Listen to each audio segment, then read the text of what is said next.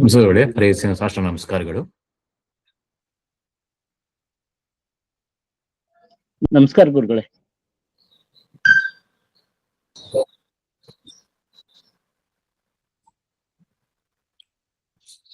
ಮತ್ತುಭಿರನುಮೇಜಂ ಶುಭ್ರಕಾಜಂ ಸಖಾಜಂ ಸುಖಮಜಮನಪಾಜಂ ಮುಕ್ತಿಪಾಜಂ ವಿಮಾಜಂ ಬೃಹಜಮಹಮಮೇಜಂ ಧೇಜಮಾಮ್ನಾಜಗೇಜಂ ಸದಜಮಸದಜೇಜಂ ಶ್ರೀಸಹಜಂ ಭಜೇಜಂ ಅಭ್ರಮಂ ಭಂಗರಹಿತಂ ಅಜಡಂ ವಿಮಲಂ ಸದಾ ಆನಂದತೀರ್ಥಮತುಲಂ ಭಜೆ ತಾಪತ್ರಯಾಪಹಂ ಭವತಿ ಯದನುಭಾವಾತ್ತೀಡಮೂಕೋऽಪಿ ವಾಗ್ಮಿ ಜಡಮತಿರಪಿ ಜಂತುರ್ಜಾಯತೆ ಪ್ರಾಜ್ಞಮೌಲಿಃ सकलवचनचेतो देवता भारती सा मम वचसि निधत्तां सन्निधिं मानसे च मिथ्यासिद्धान्तदुर्ध्वान्तविध्वंसनविचक्षणः जयतीर्थाख्यतरनिर्भासतां नो हृदम्बरे अर्थिकल्पितकल्पोऽयं प्रत्यर्थिगजकेसरी व्यासतीर्थगुरुर्भूयादस्मदिष्टार्थसिद्धये पूज्याय राघवेन्द्राय सत्यधर्मरताय च भजतां कल्पवृक्षाय नमतां कामधेनवे तपस्वाध्याय शुश्रूषा कृष्णपूजारतं मुनिं विश्वेशमिष्टदं वन्दे परिव्राट् चक्रवर्तिनं श्रीगुरुभ्यो नमः हरिः ओम्. ಈಗ 5ನೇಯ ಶ್ಲೋಕ.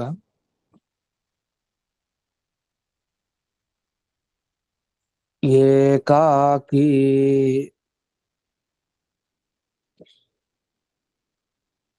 ಯೋಜನಾಭ್ಯಾಂ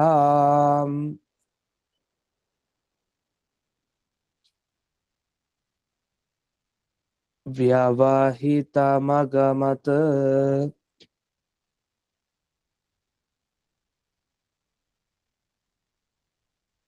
ಯಸ್ತ್ರಿವರ್ಷೋ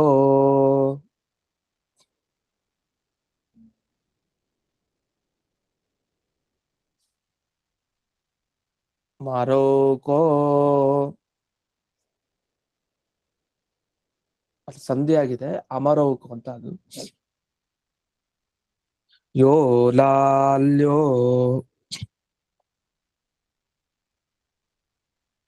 ಲೋಕಮಾತ್ರ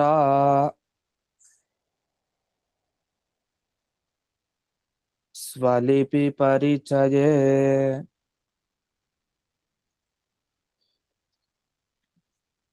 तात विस्मेरताकृत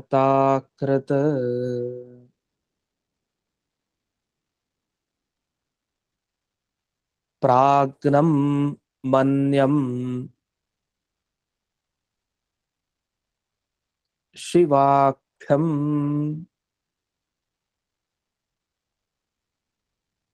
परिषदि जितवान्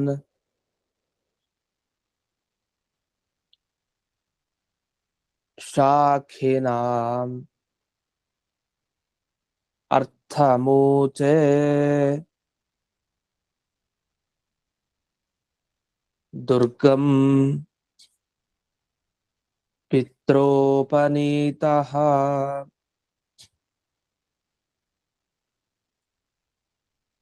सुरवरमहितो मह्यतां वचोभिः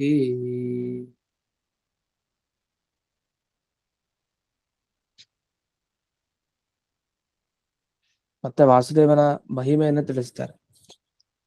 ಪ್ರತಿಭೆ ಹೇಗಿತ್ತು, ಚಿಕ್ಕ ಮಗುವಾಗಿದ್ದಾಗ ತಾನು ಯಾವ ರೀತಿ ತಂದೆ ತಾಯಿಗೆ ಆಶ್ಚರ್ಯವನ್ನ ಉಂಟು ಮಾಡಿದ ಅಂತ. ಮೊದಲು 3 ವಯಸ್ಸೋನಿದ್ದಾಗ ಅದನ್ನ ಹೇಳ್ತಾರೆ. ತ್ರಿವರ್ಷ 3 ವಯಸ್ಸಿತ್ತು ವಾಸುದೇವನಿಗೆ. ಆಗ ಒಬ್ಬನೇ, ಯಾರ ಸಹಾಯ ಇಲ್ದೇನು ಎಷ್ಟೋ ಯೋಜನೆಗಳ ದೂರ ತಾನು ದೇವಸ್ಥಾನಕ್ಕೆ ಹೋಗಿ ತನ್ನ ಸ್ವಾಮಿಯನ್ನ ಸೇವೆ ಮಾಡ್ಲಿಕ್ಕೆ ಹೊರಟ ಅಂತ. ಎಷ್ಟೋ ಯೋಜನೆಗಳು, ಎಷ್ಟೋ ಅಂತಂದ್ರೆ ಇಲ್ಲಿ ಯಾವ್ದು ಎಷ್ಟು ಯೋಜನ, 2 ಯೋಜನ ಅಂತ ಬರುತ್ತೆ. ಒಂದು ಯೋಜನ ಅಂತಂದ್ರೆ ಎಷ್ಟು, 8 ಕಿಲೋಮೀಟರ್ ಇಂದ ಹಿಡಿದು 12-13 ಕಿಲೋಮೀಟರ್ ವರೆಗೆ ಯಾವ್ದಾರು ತಗೊಳ್ಬಹುದು ಅಂತ ಹೇಳ್ತಾರೆ. ಆ ಪ್ರಸಂಗಕ್ಕೆ. ಸಾಮಾನ್ಯ 12 ಕಿಲೋಮೀಟರ್ ಅಂತ ಹೇಳ್ತಾರೆ ಒಂದು ಯೋಜನ. 2 ಯೋಜನ ಅಷ್ಟು ದೂರದಲ್ಲಿರುವಂತಹ ಅಮರೌಕಃ, ಅಂದ್ರೆ ಅಮರ ಅಂದ್ರೆ ದೇವತೆಗಳ ಓಕ ಅಂದ್ರೆ ಆಶ್ರಯ, ದೇವತೆಗಳಿಗೂ ಅನುಗ್ರಹ ಮಾಡುವಂತಹ ಪರಮಾತ್ಮ. ಅವನ ಸ್ಥಾನಕ್ಕೆ ಇವನು ಹೋಗಿದ್ದಾನೆ ವಾಸುದೇವ. 3 ವರ್ಷದವನಾಗಿದ್ದಾಗ ಯಾರ ಸಹಾಯನೂ ಇಲ್ಲ. ಒಂದು. ಎರಡನೇ ವಿಷಯ, ಲೋಕ ಮಾತ್ರ ಲಾಲ್ಯ. ಯಾಕೆ ಇಷ್ಟೊಂದು ಧೈರ್ಯವಾಗಿ ಹೋಗ್ತಾ ಇದ್ದ ಅಂದ್ರೆ, ಲೋಕ ಮಾತೆನೆ ಹಿಂದೆ ಇದ್ಲು ಯಾವಾಗಲೂ ಕಾಪಾಡ್ಲಿಕ್ಕೆ. ಯಾರು? ದುರ್ಗಾದೇವಿ ಅಂತ ಅರ್ಥ. ಪಾಜಕ ಕ್ಷೇತ್ರದ ದುರ್ಗಾದೇವಿ ವಾಸುದೇವನ ನಿರಂತರವಾಗಿ ಕಾಪಾಡ್ತಾ ಇದ್ಲು. ಇನ್ನು ಸ್ವಲಿಪಿ ಪರಿಚಯ ತಾತ ವಿಸ್ಮೇರ ತಾತ. ಇನ್ನು ಅಕ್ಷರಾಭ್ಯಾಸವನ್ನ ಮಾಡಿಸ್ಬೇಕಾದ್ರೆ ತಂದೆ ತಾನು ಬಹಳ ಆಶ್ಚರ್ಯವನ್ನ ಪಟ್ಟ, ವಾಸುದೇವರಿಗೆ ಅಕ್ಷರಾಭ್ಯಾಸ ಮಾಡುವಂತಹ ಸಂದರ್ಭದಲ್ಲಿ. ಹೀಗೆ ಒಂದೊಂದೇ ವಿಷಯ ಮುಂದೆ ವಿವರಣೆ ಇದೆ ರಾಯರದು. ನಂತರ ಇನ್ನೊಂದು ಘಟನೆ, ಪ್ರವಚನ ನಡೀತಾ ಇತ್ತು, ತನ್ನಂತಾನ್ ಬುದ್ಧಿವಂತ ಅಂತ ಅನ್ಕೊಂಡಿದ್ದ, ಅವರನ್ನ ಪರಾಜಯ ಮಾಡಿದ ಸಂದರ್ಭ. ಇನ್ನು ತನ್ನ ತಂದೆನೇ ಒಮ್ಮೆ ಪ್ರವಚನ ಮಾಡ್ತಾ ಇದ್ರು, ಆಗ್ಲೂ ಒಂದು ಯಾವುದೋ ಶಬ್ದಕ್ಕೆ ಅರ್ಥ ಗೊತ್ತಾಗ್ಲಿಲ್ಲ, ಅರ್ಥ ಮೂಚೆ. ಆಗ ವಾಸುದೇವ ತಾನು ಅರ್ಥವನ್ನ ತಿಳಿಸಿದ. ನಂತರ ಉಪನಯನ ಆಯ್ತು. ಉಪನೀತಃ ಯಾರಿಂದ? ಪಿತ್ರ. ತಂದೆನ ಉಪನಯನ ಸಂಸ್ಕಾರವನ್ನ ವಾಸುದೇವನಿಗೆ ಮಾಡಿದ. ಆದ್ರೆ ಆಶ್ಚರ್ಯ, ಈ ವಾಸುದೇವ ಯಾರು ಅಂತ ಕೊನೆಗೂ ತಿಳಿಲೇ ಇಲ್ಲ ಅಂತ. ಅದನ್ನ ಇಲ್ಲಿ ಯಹ ಸುರವರ ಮಹಿತ, ದೇವತಾ ಸಾರ್ವಭೌಮರೇ ಬಂದು ಪೂಜೆ ಮಾಡ್ತಾರೆ, ಅಂಥ ಪ್ರಾಣದೇವರೇ ಈ ವಾಸುದೇವನಾಗಿ ಹುಟ್ಟಿದರೆ ಇವ್ರಿಗೆ ಗೊತ್ತಾಗ್ತಾ ಇಲ್ಲ. ಅವನ ಲೀಲೆ ಅದ್ಭುತ ಅಂತ ಅನ್ಕೊಳ್ತಾರೆ. ಅದ್ಭುತನೇ ಆಗಿರ್ಲೇಬೇಕು, ಯಾಕೆಂದ್ರೆ ಪ್ರಾಣದೇವರ ಲೀಲೆ ಅದು ಸಾಮಾನ್ಯ ಅಲ್ಲ. ಇಂಥ ಈ ಪ್ರಾಣದೇವರೇನಿದ್ದಾರೆ ನನ್ನ ಮಾತುಗಳಿಂದ ಪೂಜೆಗೊಳ್ಳಿ, ಅಂದ್ರೆ ನನ್ನ ಸ್ತೋತ್ರವನ್ನು ಸ್ವೀಕಾರ ಮಾಡ್ಲಿ ಇವರು ಅಂತ ಹೇಳಿ ಪಂಡಿತಾಚಾರ್ಯರು ಪ್ರಾರ್ಥನೆಯನ್ನು ಮಾಡಿದ್ದಾರೆ. ಇದಾದ್ಮೇಲೆ ವಿವರಣೆಗೆ ಹೋಗ್ತಾರೆ. ಗೂಢಭಾವ ಪ್ರಕಾಶಿಕ ಟಿಪ್ಪಣಿಯಲ್ಲಿ ರಾಯರು ವಿವರಣೆ ಮಾಡ್ತಾ ಅಸಹಾಯ ಸನ್ ಅಂತ ಹೇಳ್ತಾರೆ. ಅಂದ್ರೆ ಯೋಜನೆ ಹೋಗಿದ್ ಸರಿ, ಎಷ್ಟು ಯೋಜನೆ ಹೋಗಿದ್ದಾನೆ ಅದರ ಉಲ್ಲೇಖ ಇಲ್ಲ. ಅದಕ್ಕೆ 2 ಯೋಜನೆ, ಯೋಜನ ದ್ವಯೇನ ಅಂತ ಹೇಳ್ತಾರೆ. ಅದಕ್ಕೆ ಇಲ್ಲಿ 8 ಯೋಜನೆ ಅಂತ 8 ಕಿಲೋಮೀಟರ್ ಅಂತ ಕೊಟ್ಟಿದ್ದಾರೆ. ಒಂದು ಯೋಜನೆ ಅಂದ್ರೆ ಬ್ರಾಕೆಟ್ ನಲ್ಲಿ ಅದು 8 ರಿಂದ 13 ಇದೆ. ಅದಕ್ಕೆ ಅನುಗುಣವಾಗಿ ನಾವು ಪ್ರಸಂಗ ನೋಡ್ಕೊಂಡು ವ್ಯಾಖ್ಯಾನ ಮಾಡ್ಬೇಕು. ಈ 2 ಯೋಜನೆಗಳ ದೂರ ತಾನು ಒಬ್ಬನೇ ಅಸಹಾಯ, ಸಹಾಯ ಇಲ್ದೇನಂದ್ರೆ, ಸಹಾಯ ಅಂದ್ರೆ ಇನ್ನೊಬ್ಬ ಸಹಾಯಕರು ಎರಡನೇವರು, ಅವ್ರು ಇಲ್ದೇನೆ ತಾನು ಹೊರಟಿದ್ದಾನೆ. ಇಲ್ಲಿ ಓಕ ಅನ್ನೋ ಶಬ್ದಕ್ಕೆ ಒಂದು ಅಮರಕೋಶವನ್ನ ಕೊಡ್ತಾರೆ. ಧಿಷ್ಣ್ಯಂ ಓಕಃ ನಿವಸನಂ, 3 ಶಬ್ದ ಇದೆ. ಧಿಷ್ಣ್ಯ, ಓಕ, ನಿವಸನ ಅಂದ್ರೆ ಮನೆ ಅಂತ ಅರ್ಥ. ದೇವತೆಗಳಿಗೆ ಮನೆಯಿಂದ ದೇವತೆಗಳಿಗೆ ಆಧಾರ ಅಂದ್ರೆ ಪರಮಾತ್ಮ ಅಂತ ಅರ್ಥ. ಸರಿ, ಇವನು ಯಾವಾಗ ಹೋಗಿದ್ದು, ಎಲ್ಲಿಂದ ಹೋಗಿದ್ದು ಅಂದ್ರೆ ತನ್ನ ವಾಸಭೂಮಿ ಅಂದ್ರೆ ತಾನು ವಾಸ ಆಗಿರುವಂತಹ ಸ್ಥಳ ಯಾವುದು? ಪಾಜಕ ಕ್ಷೇತ್ರ. ಅಲ್ಲಿಂದ ಯೋಜನದ್ವಯ ವ್ಯವಹಿತ, ಅಲ್ಲಿಂದ 2 ಯೋಜನ ದೂರ ದೇವಾಲಯಕ್ಕೆ ಹೋಗಿದ್ದಾರೆ. ಅದ್ ಯಾಕೆ ಗೊತ್ತಾಗ್ಲಿಲ್ಲ ಅಂತಂದ್ರೆ, ಇವರು ಫಂಕ್ಷನ್ ಅಲ್ಲಿ ಇದ್ರು, ಉತ್ಸವದಲ್ಲಿ ಇದ್ರು. ಅದು ದೇವಾಲಯದ ಪ್ರತಿಷ್ಠಾ ಉತ್ಸವ ಆಗಿರ್ಬಹುದು, ಉತ್ಸವ ಇನ್ಯಾವ್ದಾದ್ರು ಉತ್ಸವ ಮೂರ್ತಿ ಕರ್ಕೊಂಡು ಹೋಗ್ತಾರೆ ಆ ಉತ್ಸವ ಆಗಿರ್ಬಹುದು, ಅದನ್ನು ವಿಶೇಷ ಉಲ್ಲೇಖ ಮಾಡಿಲ್ಲ. ಅಂತೂ ಉತ್ಸವದಲ್ಲಿ ಇರ್ತಾರೆ ಯಾರು? ತಂದೆ ತಾಯಿಗಳು. ಆದ್ರಿಂದ ಗೊತ್ತಾಗ್ಲಿಲ್ಲ, ಅವ್ರು ಬೇರೆ ವಿಷಯದಲ್ಲಿ ಮಗ್ನರಾಗಿದ್ರು. ಮಗು ಹೊರಟು ಬಿಟ್ಟಿದೆ. ಏಕಾಕಿತ್ವೇನ ಗೃಹಾತ್ ನಿರ್ಗತ್ಯ ಸ್ವಾಮಿ ಸೇವನಾಯ ಅಗಮತ್. ಒಬ್ಬನೇ ಹೋಗಿದ್ದು ಉದ್ದೇಶ ಏನು? ತನ್ನ ಸ್ವಾಮಿ ಸೇವೆ ಮಾಡ್ಬೇಕು ಅಂತ. ದೇವರ ಸೇವೆಗಾಗಿ ಪ್ರಾಣದೇವರು ಯಾವಾಗ್ಲೂ ಇರ್ತಾರೆ. ಅದರಿಂದ ಅವ್ರಿಗೆ ಈ ಉತ್ಸವದಲ್ಲಿದ್ದೇನು ಉಪಯೋಗ? ಅದು ಬೇಕಾಗಿಲ್ಲ. ಅದಕ್ಕೆ ತನ್ನ ಸ್ವಾಮಿಯನ್ನ ಹುಡ್ಕೊಂಡು ಹೊರಟ.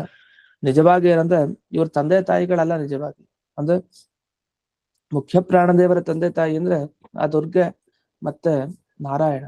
ಆದ್ರಿಂದ ನಾರಾಯಣನ ಹತ್ರ ಹುಡ್ಕೊಂಡು ಹೋಗಿದ್ದಾರೆ. ಇಷ್ಟು ಇಲ್ಲಿ ಬಂದ ಒಂದು ವಿಷಯ. ಅದನ್ನ ಚಿಕ್ಕದಾಗಿ ಇಲ್ಲಿ ಸಂಗ್ರಹವನ್ನ ಮಾಡಿದೆ. ಇನ್ನು ಆಮೇಲೆ ಪ್ರಶ್ನೆ ಮಾಡ್ಕೊಡ್ತಾರೆ, ಕಥಂ ಏಕಾಕಿನ ಶಿಶೋಹೋ ಕಾಂತಾರೆ. ಅಲ್ಲ, ಅದು ಕಾಡಿನ ಹಾದಿ. ಈಗಲೂ ನೋಡ್ಬೋದು ಉಡುಪಿ ಕ್ಷೇತ್ರದ ಹತ್ತಿರ ಕಾಡಿನ ಹಾದಿ. ಆಗ ಇನ್ನು ಅಂತ ಕಾಡಿನ ಹಾದಿಯಲ್ಲಿ ಹೋಗೋದು ಅಂತಂದ್ರೆ ಒಂದು ಚಿಕ್ಕ ಮಗು 3 ವರ್ಷದ್ದು ಹೇಗ್ ಸಾಧ್ಯ ಅಂತ ಪ್ರಶ್ನೆ ಮಾಡ್ಕೊಂಡು ಅದಕ್ಕೆ ಹೇಳ್ತಾರೆ ಲೋಕ ಮಾತ್ರ ದುರ್ಗಯ, ಲೋಕಮಾತೆಯಾದ ದುರ್ಗೆನೇ ರಕ್ಷಣೆ ಮಾಡಿದ್ದಾಳೆ, ಅದರಿಂದ ಯೋಚನೆ ಇಲ್ಲ. ಆ ದುರ್ಗೆ ಯಾರು? ಅವಳು ಪರಿಚಯ ಮಾಡಿಕೊಡ್ತಾರೆ ರಾಯರು.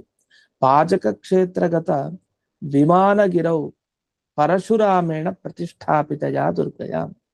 ಪಾಜಕ ಕ್ಷೇತ್ರದ ಪಕ್ಕದಲ್ಲಿ ವಿಮಾನಗಿರಿ, ಅಲ್ಲಿ ಪರಶುರಾಮ ದೇವರೇ ಪ್ರತಿಷ್ಠೆ ಮಾಡಿದ್ದಾರೆ ದುರ್ಗಾದೇವಿಯನ್ನ. ಅಂಥ ದುರ್ಗಾದೇವಿ ಲಾಲ್ಯ, ಲಾಲನೆ ಮಾಡ್ಲಿಕ್ಕೆ ಯೋಗ್ಯರಾದವ್ರು ಇವರು. ಅಂದೇನರ್ಥ? ಯಾವಾಗ ಯಾವಾಗ ವಾಸುದೇವ ಒಬ್ಬೊಬ್ಬನೇ ಹೋಗ್ತಾ ಇದ್ನೋ ದುರ್ಗಾದೇವಿ ಸುತ್ತಲೂ ಇರ್ತಾಳೆ, ತನ್ನ ಮಗನನ್ನ ನೋಡ್ಕೊಳ್ತಾಳೆ. ವಸ್ತುತಃ ಮುಖ್ಯ ಪ್ರಾಣದೇವರಿಗೆ ಅಷ್ಟು ಸಾಮರ್ಥ್ಯ ಇದೆ. ಆದ್ರೂ ತಾಯಿ ಮಗುವಿನ ಪೋಷಣೆಯನ್ನ ಮಾಡ್ತಾಳೆ ಅನ್ನೋದಕ್ಕೆ ಉದಾಹರಣೆಯಾಗಿ ಯಾವಾಗಲೂ ಹಿಂದಕ್ಕಿದ್ಲು ಅನ್ನೋ ವಿವರಣೆಯನ್ನ ಮಾಡಿದ್ದಾರೆ. ಇದು ಒಂದು ಘಟನೆಯ ಬಗ್ಗೆ ರಾಯರು ಪೂರ್ತಿ ವಿವರಣೆ ಮಾಡಾಯ್ತು. ಇದು ಮುಂದಿಂದು 35ನೇ ಪೇಜ್ನಲ್ಲಿದೆ. ಇಲ್ಲಿ 3ನೇ ಪೇಜ್, ಈ PDF ಏನ್ ಕಳಿಸಿದಾರೆ ಫೈಲ್ ನಲ್ಲಿ. ಸ್ವಸ್ಯ ಲಿಪೀನಾಂ ಪರಿಚಯ, ಯಾವಾಗ ಅಕ್ಷರಗಳನ್ನ ಅಭ್ಯಾಸ ಮಾಡಿಸ್ತಾ ಇದ್ರು ವಾಯುರು ಮಧ್ಯಗೇಹ ಭಟ್ರು, ಆಗ ಬಹಳ ಆಶ್ಚರ್ಯ ಆಗ್ತಾ ಇತ್ತಂತ ಅವ್ರಿಗೆ. ವಿಸ್ಮೇರತಾಕೃತ್ ಅಂತ ಅಪರೂಪದ ಶಬ್ದ ಇದು, ಹೀಗೆ ಬಳಸಲ್ಲ ಸಾಮಾನ್ಯ. ವಿಸ್ಮೇರತ ಅಂದ್ರೆ ಬಹಳ ಆಶ್ಚರ್ಯ, ಅದನ್ನ ಕೃತ್ ಉಂಟು ಮಾಡ್ತಾ ಇದ್ರು ಯಾರು? ವಾಸುದೇವ. ಅವ್ರಿಗೆ ಯಾಕೆ ವಿಸ್ಮೇರತ ಆಶ್ಚರ್ಯ ಆಯ್ತು ಅಂದ್ರೆ, ಇವ್ರು ಕೇಳ್ತಾ ಇದ್ದಿದ್ದು ಒಂದೇ ಪ್ರಶ್ನೆ. ಸ್ವತಾತೇನ ಲಿಪಿಂ ಪರಿಚಾಯಯಿತು ಪೂರ್ವೇದ್ಯು ಉಲ್ಲಿಖಿತ ಏವ ಪುನರುಲ್ಲಿಖಿತ ವೀಕ್ಷ್ಯ. ಈಗ ಕೆಲವು ತುಂಬಾ ಬುದ್ಧಿವಂತರಿದ್ದಾಗ ಅವ್ರಿಗೆ ಒಂದ್ಸಲಿ ಹೇಳಿದ್ರೆ ಸಾಕು, ಮತ್ತೆ 10 ಸಲ ಹೇಳ್ತಾ ಇದ್ರೆ ಅದನ್ನ ಕೇಳಲಿಕ್ಕಲ್ಲ. ಇದರಲ್ಲಿ ಇವ್ರಿಗೆ ಉಪದೇಶನೇ ಬೇಕಾಗಿಲ್ಲ, ಯಾರಿಗೆ? ಮುಖ್ಯ ಪ್ರಾಣದೇವರಿಗೆ. ಯಾಕಂದ್ರೆ ಅವರೇ ಎಲ್ರಿಗೂ ಉಪದೇಶ ಕೊಡೋರು. ಅವ್ರನ್ನ ಕೂಡಿಸ್ಕೊಂಡು ಅಕ್ಷರವನ್ನ ಕಲಿಸ್ಲಿಕ್ಕೆ ಅಂತ ಮಧ್ಯಗೆ ಭಟ್ರು ಬರೀತಾ ಇದ್ದಾರೆ. ಬರೆದ್ರೆ ಪೂರ್ವೇದ್ಯು, ಹಿಂದಿನ ದಿವಸ ಉಲ್ಲಿಖಿತ ಏವ, ಬರೆದದ್ದನ್ನೇ ಪುನಃ ಉಲ್ಲಿಖಿತ, ಮತ್ತೆ ಬರ್ದಿದ್ದಾರೆ.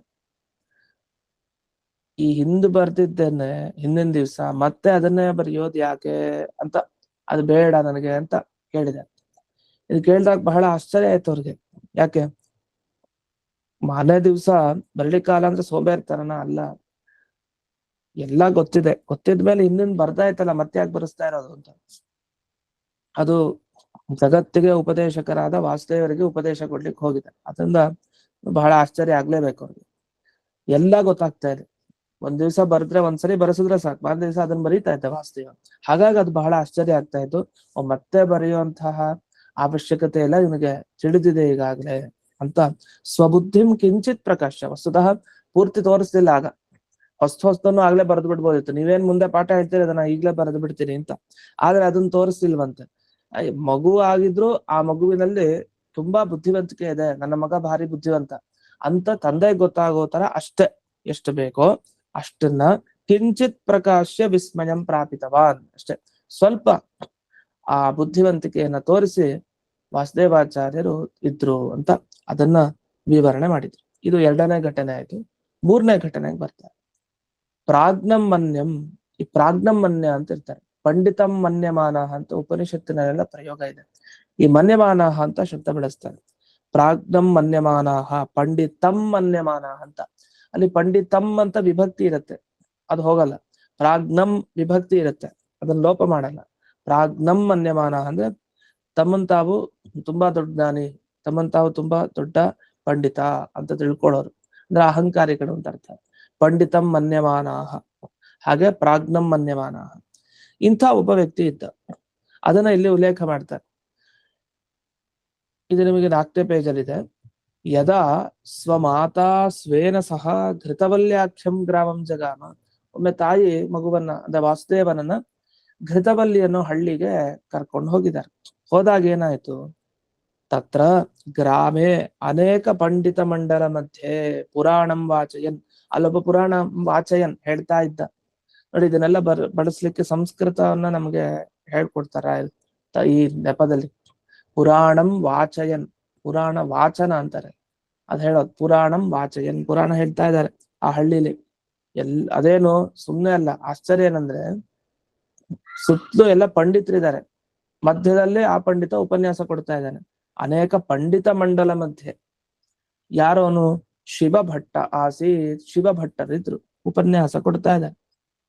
ಅವರು ಏನೋ ಒಂದು ಬೇರೆ ಅರ್ಥ ಅಪಾರ್ಥ ಹೇಳ್ಬಿಟ್ಟಿದ್ದಾರೆ. ಅನ್ಯಥಾರ್ಥಂ ವರ್ಣಯಿಸಿ, ಏನೋ ಬೇರೆ ಅರ್ಥವನ್ನ ಹೇಳ್ತಾ ಇದ್ದೀರಲ್ಲ ನೀವು ಅಂತ ಹೇಳಿ ಆಕ್ಷೇಪವನ್ನು ಮಾಡೇ ಬಿಟ್ರು. ಕಷ್ಟ, ಹೇಳೋದ್ ಸುಲಭ, ಆಮೇಲೆ ಏನು ಉತ್ತರ ಹೇಳ್ತಾರೆ ಅನ್ನೋದು ಮುಖ್ಯ. ವಾಸುದೇವನಿಗೆ ಆಗ್ಲೇ, ಯಾಕಂದ್ರೆ ಅವರು ಅವತಾರ ಆಗಿದ್ದೆ, ವಾಸುದೇವನ ಅವತಾರ ಯಾಕಾಯ್ತು? ಜಗತ್ತಿಗೆ ತತ್ವಜ್ಞಾನ ಕೊಡ್ಲಿಕ್ಕೆ. ಆ ಚಿಕ್ಕ ವಯಸ್ಸಿನಿಂದಲೇ ಅಲ್ಲೇ ಶುರು. ಪ್ರವಚನ ಕೇಳ್ತಾ ಇತ್ತು ಕಿವಿಗೆ, ತಪ್ಪು ಅಂತ ಗೊತ್ತಾಯ್ತು, ಸೀದಾ ಮಾತಾಡಿದ್ದೆ, ಪ್ರಶ್ನೆ ಮಾಡಿದ್ದೆ. ಹಾಗಾದ್ರೆ ನೀನ್ ಅರ್ಥ ಹೇಳು ಅಂದಾಗ ವಾಸ್ತವ ಅರ್ಥ ಮುಕ್ತವಾದಿತವಾದ ನಿಜವಾದ ಅರ್ಥ ಏನದಕ್ಕೆ ಅಂತ ಅಲ್ಲಿ ಹೇಳಿ ಎಲ್ಲಾ ಪಂಡಿತರಿಗೆ ಆಶ್ಚರ್ಯ ಆಗೋ ತರ ಮಾಡಿದ. ಈ ಘಟನೆಯನ್ನ ಇಲ್ಲಿ ವರ್ಣನೆ ಮಾಡಿದ್ರು. ಇದಾದ್ಮೇಲೆ ಇನ್ನೊಂದು ಘಟನೆ, ತನ್ನ ತಂದೆ ಪ್ರವಚನ ಮಾಡ್ತಾ ಇದ್ರು ಒಮ್ಮೆ. ಆಗ ಅನೇಕ ಮರಗಳ ಹೆಸರನ್ನ ಹೇಳುವಂತ ಶಬ್ದಗಳನ್ನ ಹೇಳ್ತಾ ಇದ್ರು, ವಿವರಣೆಯನ್ನು ಕೊಡ್ತಾ ಇದ್ರು. ಅಲ್ಲೇನಾಗೋಯ್ತು, ಒಂದು ಶಬ್ದದ ಅರ್ಥ ಗೊತ್ತಾಗ್ಲಿಲ್ಲ. ಅದರಲ್ಲಿ ಉಲ್ಲೇಖ ಮಾಡಿದ ಶಾಖಿನ ಅಂದ್ರೆ ಶಾಖಿಗಳು ಅಂದ್ರೆ ಕೊಂಬೆ ಇರುವಂತಹ, ಶಾಖ ಇರುವಂತಹ ಮರಗಳು.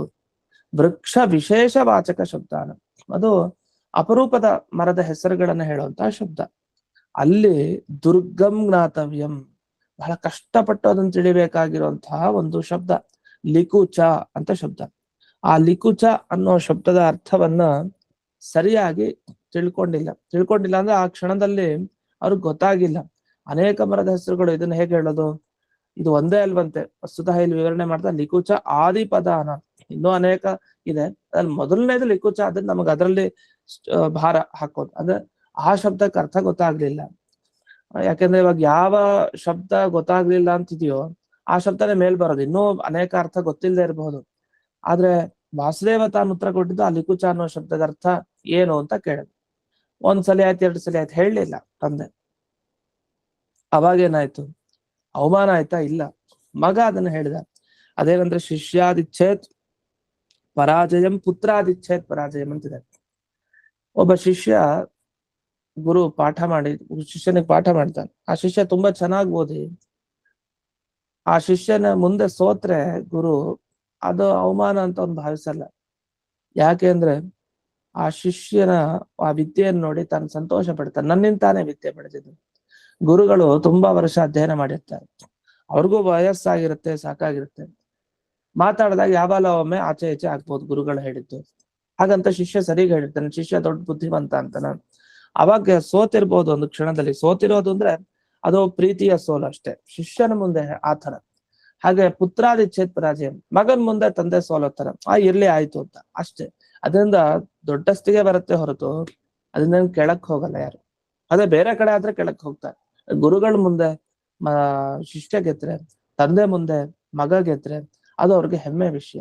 ಹಾಗೆ ಇಲ್ಲಿ ತಂದೆ ವೃಕ್ಷ ವಿಶೇಷವಾಚಕಾನ ಪುರಾಣ ಕಥನೆ ಸತಿ, ಪುರಾಣವನ್ನ ಹೇಳಬೇಕಾದ್ರೆ ಅನೇಕ ಮರಗಳನ್ನ ಹೇಳುವಂತಹ ಶಬ್ದಗಳು ಬಂದಾಗ ಅದು ಯಾವ್ದು ಲಿಕುಚ ಆದಿ ಪದಾನ, ಲಿಕುಚ ಮುಂತಾದ ಪದಗಳು ಬಂತು. ಅದವರಿಗೆ ಅವಿದುಷ, ತಿಳಿದಿರ್ಲಿಲ್ಲ. ತಾನ್ ಶಬ್ದ ಅಂತ್ಯಕ್ತ್ವ, ಅದಕ್ಕೆ ಆ ಎಲ್ಲಾ ಶಬ್ದಗಳನ್ನ ಬಿಟ್ಬಿಟ್ಟಂತೆ, ಬೇಡ ಇದಕ್ಕೆ ಅರ್ಥ ಹೇಳೋದು ಅಂತ ಮುಂದೆ ಎಸ್ಕೇಪ್ ಮಾಡ್ಕೊಂಡು ಹೋಗ್ಬಿಟ್ಟು ಅಂತ. ಪುರಾಣವನ್ನ ಹೇಳ್ಬೇಕಾದ್ರೆ ಕೆಲವು ಭಾಗ ಏನಾದ್ರು ಗೊತ್ತಾಗದೆ ಇದ್ರೆ ತಕ್ಷಣ ಬೇಡ, ಇದಕ್ ಅರ್ಥ ಗೊತ್ತಿಲ್ಲ, ಇನ್ನು ಅರ್ಥ ಗೊತ್ತಿದೆ ಅಂತ ಹೇಳಿ ಏನೇನೋ ತಪ್ಪು ಹೇಳೋದಕ್ಕಿಂತ ಸುಮ್ನೆ ಹೇಳ್ದೇನೆ ಮುಂದಿನ 2 ಪೇಜ್ ತಿರುಗಿಸಿ ಮುಂದಕ್ಕೆ ಹೋಗೋದು ವಾಸಿ ಅಂತ ಹಾಗೆ ಹೊರಟಿದ್ದಾರೆ. ಅಷ್ಟೊತ್ತಿಗೆ ತಾನೇ ಪ್ರಶ್ನೆ ಮಾಡಿದ, ಉತ್ತರ ಹೇಳಿಕ್ ಬರ್ಲಿಲ್ಲ. ಆಯ್ತು ನೀನ್ ಹೇಳಪ್ಪ ಅನ್ನೋಷ್ಟೊತ್ತಿಗೆ ಅವರೇ ಶುರು ಮಾಡ್ಬಿಟ್ಟಿದ್ದಾಗ್ಲೆ. ಲಿಕುಚ ಅಂದ್ರೆ ಹೆಬ್ಬೆಲಸು, ನಮಗೆಲ್ಲ ಲಿಕುಚ ಫಲ, ನಮ್ಗೇನು ಈ ಹೆಬ್ಬೆಲಸು ಸಿಗತ್ತೆ ಪ್ರಸಿದ್ಧ.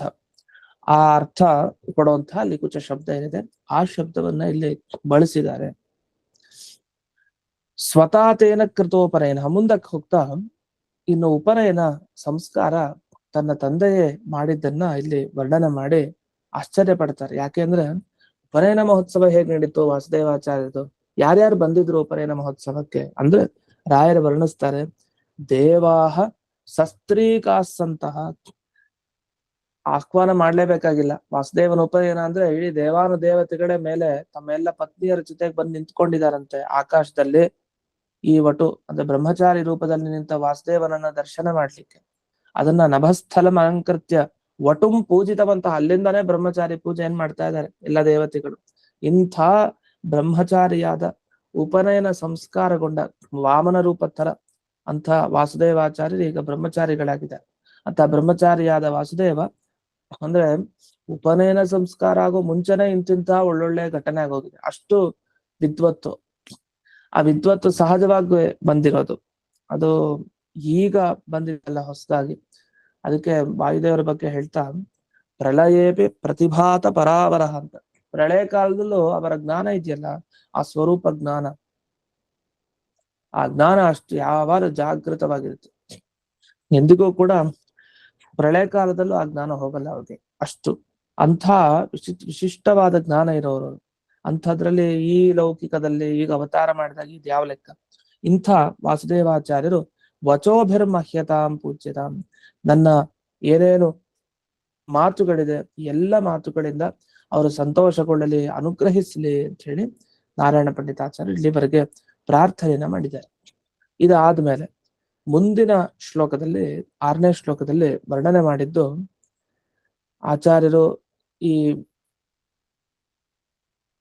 ಮಣಿಮಂತರ ನಿಗ್ರಹ ಅಂತ ಏನ್ ವಿಷಯ ಬಂದಿದೆ ಅದು, ಜೊತೆಗೆ ಈ ವಿದ್ಯಾಭ್ಯಾಸ ಮಾಡ್ಬೇಕಾದ್ರೆ ಆಟ, ಜೊತೆಗೆ ಅವರ ಪ್ರಖರ ಬುದ್ಧಿಶಕ್ತಿ, ಮತ್ತೆ ಗುರುಪುತ್ರನಿಗೆ, ಗುರುಗಳ ಮಗನಿಗೆ ತಲೆನೋವು ಬಂದಿತ್ತು, ತಲೆನೋವನ್ನ ಹೋಗಿಸಿದ್ರು. ಹಾಗೆ ಉಪನಿಷತ್ತಿನ ಅರ್ಥವನ್ನ ಗುರುಗಳಿಗೆ ತಿಳಿಸ್ಕೊಟ್ರು. ಮತ್ತೆ ದೇವತೆಗಳು ಆಚಾರ್ಯರನ್ನ ಪ್ರಾರ್ಥನೆ ಮಾಡಿದ್ರು. ಈ ತರ ಅಪೂರ್ವವಾದ ವಿಷಯಗಳನ್ನ ಮುಂದೆ ಹೇಳ್ತಾರೆ. ಇಲ್ಲಿವರೆಗೆ ನಮಗೆ ಹಾಗಾದ್ರೆ ಗಮನಿಸಬೇಕಾಗಿದ್ದ ವಿಷಯ ಏನು ಅಂದ್ರೆ, ಈ ಶ್ಲೋಕದಲ್ಲಿ ಸಂಪೂರ್ಣವಾಗಿ ಮೂರನೇ ವಯಸ್ಸಿನಲ್ಲಿರುವಂತಹ ವಾಸುದೇವರಿಂದ ಆರಂಭಿಸಿಕೊಂಡು ಉಪನಯನ ಮಾಡ್ಕೊಳ್ಳುವಂತಹ ವಯಸ್ಸಿನವರೆಗೆ ಏನೇನು ಘಟನೆಗಳಾಯ್ತು ಅಷ್ಟನ್ನು ಹೇಳಿದ್ರು. ಉಪನಯನ ಆದ್ಮೇಲೆ ಗುರುಕುಲ ಅಭ್ಯಾಸ, ಅಲ್ಲಿ ಏನಾಯ್ತು ಆ ವಿಚಾರಗಳನ್ನೆಲ್ಲ ಮುಂದಿನ ಶ್ಲೋಕದಲ್ಲಿ ತಿಳಿಸ್ತಾರೆ. ಅಂದ್ರೆ ಆ ಚಿಕ್ಕ ವಯಸ್ಸಿನಲ್ಲೇ ತಮ್ಮ ಪ್ರಕಟನ ಮಾಡ್ತಾ ಇದ್ರು. ಹಾಗಾಗಿಯೇ ಈ ಮಹಾತ್ಮರೇನಂದ್ರೆ ಅದನ್ನ ತಡಿಲಿಕ್ಕಾಲ. ಈ ಸೂರ್ಯನಿಗೆ ಹೋಗ್ಬಿಟ್ಟು ಬೆಡ್ಶೀಟ್ ಹಾಕ್ದಾಗ ಲೆಕ್ಕ, ಸೂರ್ಯನಿಗೆ ಹೋಗಿ ಬೆಡ್ಶೀಟ್ ಹಾಕಿದ್ರೆ ಸುಟ್ಟೋಗತ್ತಷ್ಟೇ, ಸೂರ್ಯನ ಬೆಳಕು ಬರ್ಲೇಬೇಕು. ಆದ್ರಿಂದ ಯೋಗ್ಯತೆ ಒಳಗಡೆ ಇದ್ದಾಗ ಅದನ್ನ ಎಷ್ಟಂತ ಮುಚ್ಚಿಟ್ಕೊಳ್ಲಿಕ್ಕೆ ಸಾಧ್ಯ, ಅದು ಹೊರಗೆ ಬರ್ಲೇಬೇಕು. ಅದು ಆಗಾಗ ಬರ್ತಾ ಇತ್ತು, ಬೇಡ ಬೇಡ ಅಂದ್ರೂ ಬರ್ತಾ ಇತ್ತು. ಆತರ ಇಲ್ಲಿ ವಾಸುದೇವನ ಆ ವ್ಯಕ್ತಿತ್ವ ತುಂಬಾ ದೊಡ್ಡದು. ಆ ವಾಸುದೇವ ಅಂದ್ರೆ ವಾಯುದೇವ ತಾನು ಇಚ್ಛೆ ಪಟ್ಟು ಸುಮ್ಮನೆ ಹಾಗೆ ತಡೆದು ಹಿಡಿದಿದ್ದ ಅಷ್ಟೇ, ಆದ್ರೂ ಅದು ಬರ್ತಾ ಇತ್ತು ಅಷ್ಟು. ಹಾಗೆ ಇಲ್ಲಿ ಬಹು ದೂರಗಾಮಿತ್ವ ಮೊದಲನೇ ಗುಣ ಇಲ್ಲಿ ವಾಯುದೇವರಲ್ಲಿ ಕಾಣೋದು. ಅದನ್ನ ನಾವು ಗಮನಿಸ್ಬೇಕು. ಈಗ ಒಂದ್ ಪಟ್ಟಿ ಮಾಡಿದ್ರೆ ವಾಯುದೇವರು ಒಂದಿಷ್ಟು ಗುಣ ಹೇಳಿ, ಯಾವ ಗುಣ ಇಟ್ಕೊಂಡು ವಾಯುದೇವ್ರನ್ನ ಉಪಾಸನೆ ಮಾಡ್ತೀರಿ ನೀವು ಅಂದ್ರೆ ಅದಕ್ಕೊಂದಿಷ್ಟು ಗುಣ ಕೊಡ್ಬೇಕಲ್ಲ. ಅಲ್ಲ ವಾಸುದೇವರ ಬಗ್ಗೆ ಚಿಂತನೆ ಮಾಡಿದ್ರೆ ಬಹುದೂರಗಾಮಿತ್ವ, ಯಾರ ಸಹಾಯ ಇಲ್ದೇನೋ ಕೂಡ ಎಷ್ಟು ದೂರ ಬೇಕಾದ್ರೆ ಹೋಗ್ಬೋದು. ಅಂದ್ರೆ ನಾವು ಜೀವನದಲ್ಲಿ ಯಾರ ಸಹಾಯ ಇಲ್ದೇನೆ ಆರಾಮಾಗಿ ನಮ್ಮ ಸಾಧನೆಯನ್ನ ದೂರವಾಗಿ ಮಾಡ್ಬೇಕು ಅಂದ್ರೆ ಈ ಘಟನೆಯನ್ನು ಚಿಂತಿಸ್ಬೇಕು ಅಂತ. ಇದಕ್ಕೆಲ್ಲ ಫಲ ಹಾಗೆ. ಮಹಾತ್ಮರ ಚರಿತ್ರೆ ಯಾವ ತರ, ಈಗ ತಲೆನೋವು ಬರುತ್ತೆ, ಅದಕ್ಕೆ ಪರಿಹಾರವನ್ನು ಮಾಡಿದ್ರು ವಾಸುದೇವಾಚಾರ್ಯರು. ಇಂಥ ಶ್ಲೋಕಗಳನ್ನ ಮತ್ ಪಾರಾಯಣ ಮಾಡ್ತಾರೆ, ನಮ್ ತಲೆನೋವು ಹೋಗುತ್ತೆ ಅಂತ. ಅದು ಯಾವುದೇ ತರ ಇರ್ಬೋದು. ಈ ತರ ಆಯಾಯ ಘಟನೆಗಳನ್ನ ವರ್ಣಿಸ್ತಾ ಆಯಾಯ ಫಲಗಳನ್ನು ನಾವು ಪಡಿತೀವಂತೆ ಮಹಾತ್ಮರಿಂದ. ಇದು ಒಂದು ದೂರ ಹೋಗಿತ್ತು, ಒಂದು 3 ವಯಸ್ಸಿನಲ್ಲಿ, ಮತ್ ವಾಪಸ್ ಬಂದಿದ್ದ ಅದು ಸರಿ. ಮತ್ತೆ ಸದಾ ದುರ್ಗಾದೇವಿಯ ರಕ್ಷಣೆಯಲ್ಲಿ ಇರ್ತಾರೆ ವಾಯುದೇವರು. ವಾಯುದೇವರು ಪ್ರಾರ್ಥನೆ ಮಾಡ್ತಾ ಇದ್ರೆ ನಮಗೆ ದುರ್ಗಾದೇವಿಯು ರಕ್ಷಣೆ ನೀಡ್ತಾಳೆ ಅನ್ನೋ ಒಂದು. ಇನ್ನೊಂದು, ಮಕ್ಕಳಿಗೆ ಅಕ್ಷರಾಭ್ಯಾಸವನ್ನ ಮಾಡಿಸ್ಬೇಕಾದ್ರೆ ಈ ಘಟನೆಯನ್ನೆಲ್ಲ ಹೇಳ್ಬೇಕು, ಆ ಘಟನೆಯ ಶ್ಲೋಕಗಳನ್ನ ಪಾರಾಯಣ ಮಾಡ್ಬೇಕು. ಪಾಜಕ ಕ್ಷೇತ್ರಕ್ಕೆ ಹೋಗಿ ಅಕ್ಷರಾಭ್ಯಾಸವನ್ನ ಮಾಡಿಸ್ತಾರೆ. ಅಲ್ಲಿ ಇದೆ, ಅಲ್ಲಿ ಸ್ಥಳಗಳೆಲ್ಲ ಇದೆ.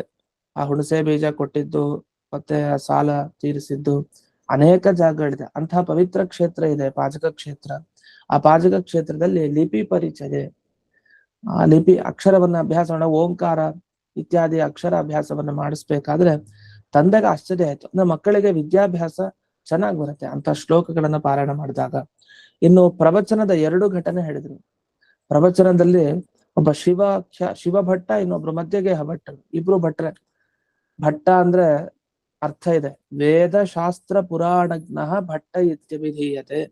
ಯಾರಿಗೆ ವೇದ ಶಾಸ್ತ್ರ ಪುರಾಣ ಎಲ್ಲ ಚೆನ್ನಾಗಿ ಅರ್ಥ ಆಗಿದೆಯೋ, ಗೊತ್ತಿದೆಯೋ, ಅಂಥ ವ್ಯಕ್ತಿಗೆ ಭಟ್ಟ ಅಂತ ಕರೀತಾರೆ. ಅದೇ ವೇದ ಬೇರೆ ಶಾಸ್ತ್ರ ಬೇರೆ ಅಂತ ಇಟ್ಕೊಳ್ಬಹುದು, ಇಲ್ಲ ವೇದ ಶಾಸ್ತ್ರ ಹೇಗಾದ್ರೂ ಸರಿ ಅಂತ ಚೆನ್ನಾಗಿ ತಿಳಿದಿರೋರ್ಗೆ ಭಟ್ಟ ಅಂತ ಇಲ್ಲಿ ಕರೀತಾರೆ. ಆದ್ರೆ ಇಂಥ ಭಟ್ಟರಾಗಿದ್ರು, ವೇದ ಗೊತ್ತಿದ್ರು, ಪುರಾಣ ಗೊತ್ತಿದ್ರು, ಶಬ್ದಗಳ ಅರ್ಥ ಗೊತ್ತಿಲ್ಲ ಅಂದ್ರೆ ಕೋಶ ಹಾಗಾಯ್ತಿಲ್ಲಿ ಅಂತ ಇಬ್ರು ಭಟ್ಟರನ್ನ, ಶಿವಭಟ್ಟ ಈ ಕಡೆ ಮಧ್ಯಗೇಹ ಭಟ್ರು. ಶಿವಭಟ್ಟ ಪರಕೀಯ, ಸಂಬಂಧಿಕರೇನಿಲ್ಲ. ಮಧ್ಯಗೇಹ ಭಟ್ಟು ಸ್ವಯಂ ತಂದೆ, ಯಾರಿಗೂ ಏನಿಲ್ಲ, ಮುಲಾಜಿಲ್ಲ ವಾಯುದೇವರು. ಅವನು ಸಾತ್ವಿಕ ಆಗ್ಲಿ, ಅವನು ಈ ಕಡೆ ಶಿವಭಟ್ಟನಂತಹ ಅಪಾರ್ಥ ಹೇಳುವಂತಹ ವಿದ್ವಾಂಸ ಆಗ್ಲಿ, ಇಬ್ರಿಗೂ ಚೆನ್ನಾಗಿ ಪರೀಕ್ಷೆ ಮಾಡ್ದ, ತನ್ನ ತತ್ವವನ್ನ ತಿಳಿಸ್ದ. ವಾಯುದೇವರ ಹಾಗೆ ಭಗವಂತನ ಬಗ್ಗೆ ಅಥವಾ ಇನ್ಯಾವ್ದಾದ್ರು ಪ್ರವಚನ ಎಲ್ಲ ನಡಿಬೇಕು ಅಂತ ಆದ್ರೆ ಅಲ್ಲಿ ಸ್ವಲ್ಪ ಆಚೆ ಈಚೆ ಆದ್ರೂ ಅವ್ರು ಬಿಡಲ್ಲ, ಅವ್ರು ಇಷ್ಟ ಆಗಲ್ಲ, ಅದು ಅಲ್ಲೇ ತಿದ್ಬಿಡುತ್ತೆ. ಆದ್ರೆ ಇದರ ಚಿಂತನೆಯಿಂದ ನಮಗೇನಾಗುತ್ತೆ, ಅನುಗ್ರಹ ಆಗುತ್ತೆ. ಯಾವ ಶಬ್ದಗಳಿಗೆ ಏನರ್ಥ ನೆನಪಿಸ್ಕೊಡ್ತಾರೆ. ಈ ರೀತಿ ಈ ಎರಡು ಘಟನೆ. ಇನ್ನು ಉಪನಯನ ಸಂಸ್ಕಾರ ಆದ ಒಂದು ಸುಂದರವಾದ ಘಟನೆ. ಹೀಗೆ ಎಲ್ಲ ಹೇಳಿ ಕೊನೆಗೆ ಸುರವರ ಮಹಿತತ್ವ. ಕೊನೆಗೆ ಇದೆಲ್ಲ ನೋಡಿದಾಗ ನಮ್ಗೇನ ಅನ್ಸ್ಬಾರ್ದು ಅಂದ್ರೆ, ಇದು ವಾಸುದೇವ ಅಂದ್ರೆ ಅದು ಮುಖ್ಯ ಪ್ರಾಣದೇವರೇ, ಸದಾ ಚಿಂತನೆ ಇರ್ಬೇಕು ಅಂತ. ಅವ್ರು ಯಾವುದೇ ಘಟನೆ ಕೇಳಿದ್ರು ಮೂಲಾವತಾರ, ಮೂಲ ರೂಪ ಏನಿದೆ ಆ ಮೂಲ ರೂಪದ ಚಿಂತನೆ ಯಾವಾಗ್ಲೂ ತಲೆಯಲ್ಲಿರ್ಬೇಕು. ಅದಕ್ಕೆ ಪುನಃ ಇಲ್ಲಿ ಪ್ರಾಣದೇವರಿವರು ಅಂತ ಪ್ರತಿ ಶ್ಲೋಕದಲ್ಲಿ ನಾರಾಯಣ ಪಂಡಿತಾಚಾರ್ಯರು ನಾವು ಪ್ರಾರ್ಥನೆಯನ್ನ ಮಾಡ್ಕೊಂಡು ಹೋಗ್ತಾ ಇದ್ದಾರೆ. ಪ್ರಾಣದೇವರು ನಮ್ಗೆ ಅನುಗ್ರಹಿಸಲಿ, ನನ್ನ ಮಾತುಗಳನ್ನು ಸ್ವೀಕರಿಸಲಿ. ಯಾಕಂದ್ರೆ ನಾವು ಸ್ತೋತ್ರ ಮಾಡಿದಾಗ್ಲೂ ಮಹಾತ್ಮರು ಸ್ವೀಕಾರ ಮಾಡ್ಬೇಕಲ್ಲ. ಇವನೇನೋ ಸ್ತೋತ್ರ ಮಾಡ್ತಾ ಇದ್ದಾರೆ, ನಾನು ಇದನ್ನ ತಗೊಂಡು ಏನ್ ಮಾಡ್ಲಿ? ಯಾಕಂದ್ರೆ ಅವ್ರಿಗೆ ಹೊಗಳಿಸ್ಕೊಳ್ಬೇಕು ಅಂತ ಅವ್ರಿಗೇನ್ ಇಷ್ಟ ಇಲ್ಲ. ನಮ್ಮ ಪ್ರಯೋಜನಕ್ಕೆ ನಾವು ಅವರನ್ನ ಸ್ತೋತ್ರ ಮಾಡಿ ನಿಮ್ಮ ಕೃಪಾಳುತ್ವ, ಅವರ ಕಾರುಣ್ಯ ಎಷ್ಟು ಅಂತ ವರ್ಣನೆ ಮಾಡ್ತಾ ಇರೋದಷ್ಟೇ. ಹೀಗೆ ಈ ಶ್ಲೋಕದ ಅಭಿಪ್ರಾಯ, ಅನೇಕ ಗುಣಗಳನ್ನ ಹೀಗೆ ಸಂಗ್ರಹ ಮಾಡ್ಕೊಳ್ಬೇಕು. ಒಮ್ಮೆ ಇದನ್ನ ಸಿಂಹಾವಲೋಕನ ನ್ಯಾಯ ಅಂತಾರೆ. ಒಮ್ಮೆ ಶ್ಲೋಕ ಓದಿ ಅದರ ಪದಗಳ ಅರ್ಥ ತಿಳ್ಕೊಂಡು ಅದಾದ್ಮೇಲೆ ಅದರ ಸಾರ ತಿಳ್ಕೊಳ್ಬೇಕು. ಮತ್ತೊಮ್ಮೆ ಮೆಲಕ್ ಹಾಕ್ಬೇಕು, ಏನಾಯ್ತು ಈ ಶ್ಲೋಕದಲ್ಲಿ ಅಂತ. ಈ ತರ ಪ್ರತಿಯೊಂದು ಹಿಂದೆ 4ನೇದು, 3ನೇದು, 2ನೇದು, 1ನೇ ಶ್ಲೋಕ ಎಲ್ಲ ಏನೇನ್ ಘಟನೆ ಹೇಳ್ತಾ ಬಂದ್ರು, ಹೇಗೆ ನಾರಾಯಣ ಪಂಡಿತಾಚಾರ್ಯರು ತಾವೇ ಬರದ ಮಧ್ವ ವಿಜಯ ಅಷ್ಟು 1008 ಶ್ಲೋಕ ಅದನ್ನ ಎಷ್ಟು ಚೆನ್ನಾಗಿ 32 ಶ್ಲೋಕದಲ್ಲಿ ಸಂಗ್ರಹ ಮಾಡಿದ್ದಾರೆ ಅನ್ನೋದು ಆಗ ನಮ್ಗಿನ್ನೂ ಅನುಭವಕ್ಕೆ ಬರುತ್ತೆ. ಇದೊಂದು. ಇನ್ನು ಮುಂದೆ 6ನೇಯ ಶ್ಲೋಕ.